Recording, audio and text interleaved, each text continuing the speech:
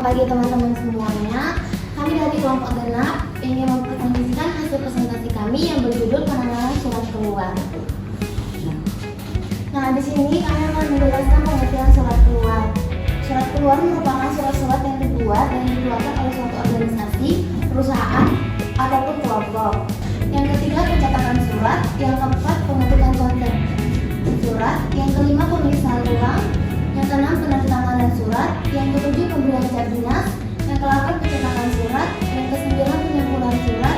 Yang ke-10, pengiriman surat. Dan yang ke-11, penyimpanan surat. Format buku agenan surat. Dan pada contoh format buku ini terdapat nomor surat, tanggal surat dikirimkan kepada perihal lampiran dan keterangan.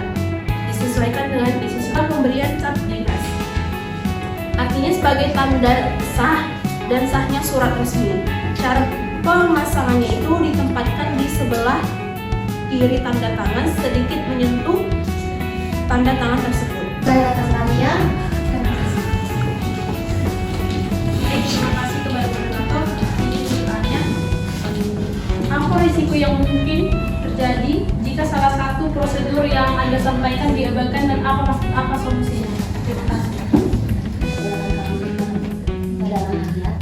Tadi pertanyaannya, apa risiko yang terjadi apabila prosedur keluar diabaikan dan apa solusinya?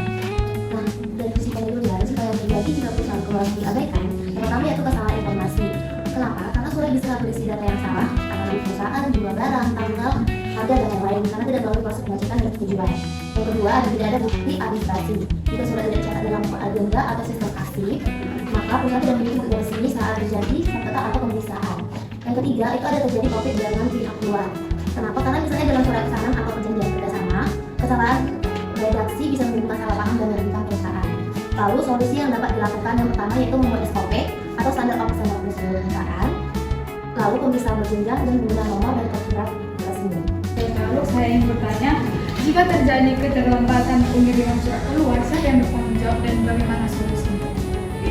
Oke, di sini saya akan menjawab pertanyaan dari Tasya. Jika terjadi keterlambatan surat keluar, siapa yang bertanggung jawab?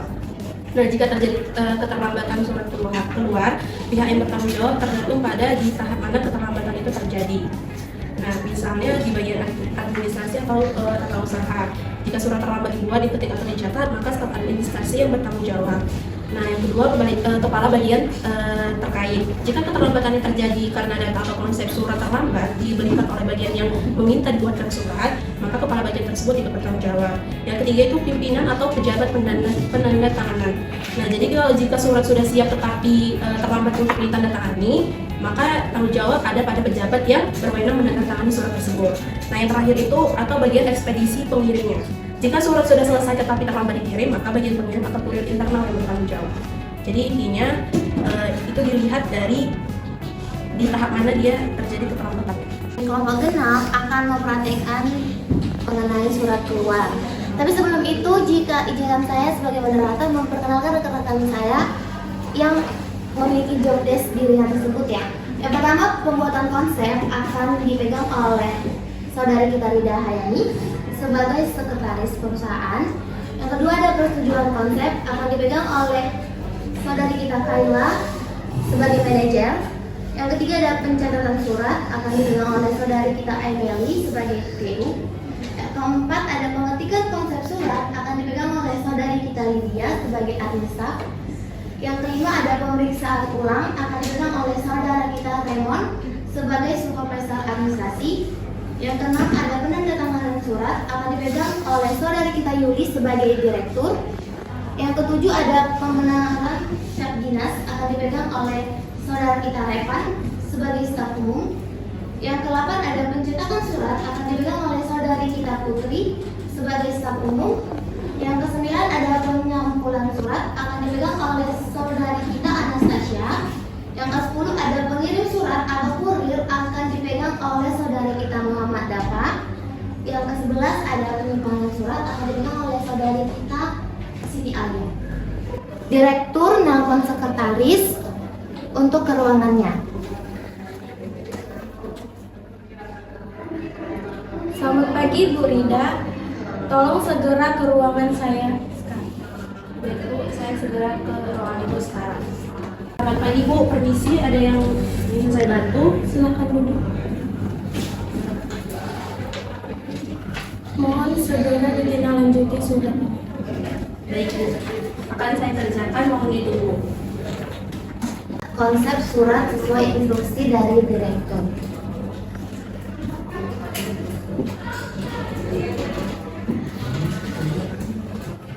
Lalu sekretaris pergi ke ruangan manajer untuk memeriksa persetujuan konsep. Permisi Bu, ini konsep pemberitahuan rapat koordinasi sudah saya buat. Tolong diperiksa kembali. Ya, saya periksa terlebih dahulu. Kalau ada yang perlu direvisi kembali Bu, kita perlu sudah baik dan saya setuju kan kata. Terima kasih. Nah, sekretaris pergi ke ruangan TU, yaitu tempat pencatatan surat, untuk mencatat surat tersebut. Permisi Bu, ini suratnya mohon diberi nomor surat dan dicatat di buku agenda surat keluar. Baik, saya pasang.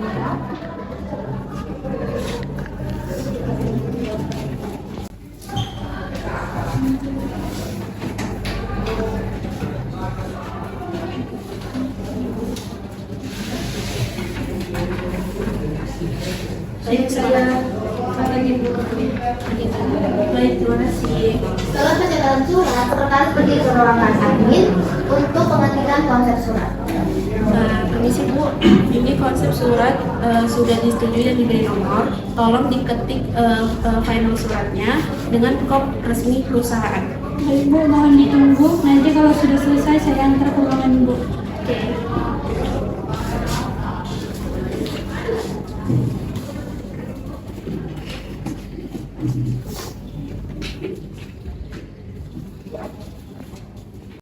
Setelah admin staff selesai mengetik surat, admin staff pergi ke ruangan sekretaris untuk mengetikkan surat tersebut. Permisi Bu, suratnya sudah selesai saya ketik, filenya ada di flash di sini. Terima kasih. Setelah pengetikan konsep surat, sekretaris pergi ke ruangan supervisor administrasi untuk pemeriksaan ulang. Pak, surat ini sudah diketik, mohon tetap diperiksa kembali.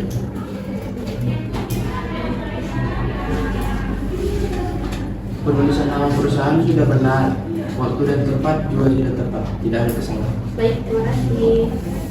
Setelah pemeriksaan ulang, sekretaris pergi ke ruangan direktur untuk penandatanganan surat.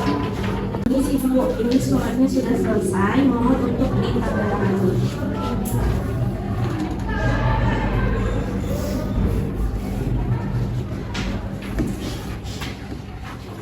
Segera didistribusikan setelah dikasihkan.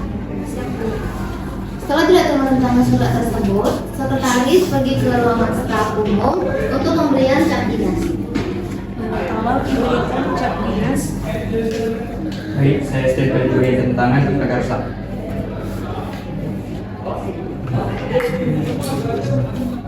Terima kasih. Setelah cap dinas diberikan, sekretaris pergi ke ruangan staf umum untuk pencetakan surat. Bu, tolong printkan jadi 2 rangkap, di mana satu untuk didistribusikan dan satu untuk arsip. Baik Bu, sudah saya.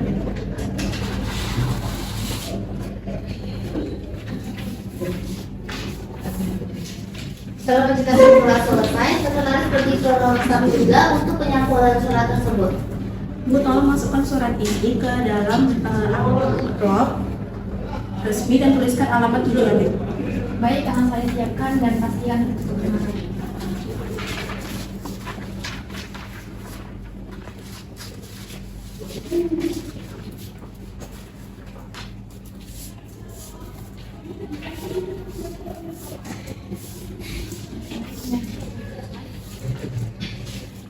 Tersebut ke murid. Dan tolong kirimkan surat ini ke setiap kepala koordinasi. Hari ini juga tolong dipastikan semuanya menerima.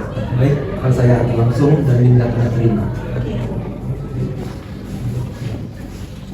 Setelah selesai, surat sudah diterima dan surat diterima lagi oleh sekretaris. Kemudian sekretaris pergi ke ruangan staf untuk penyimpanan surat tersebut. Ini salinan surat untuk arsip, mohon disimpan dan sesuai abjad. Baik, karena perusahaan Indofood, saya simpan di roti. Baik, terima kasih.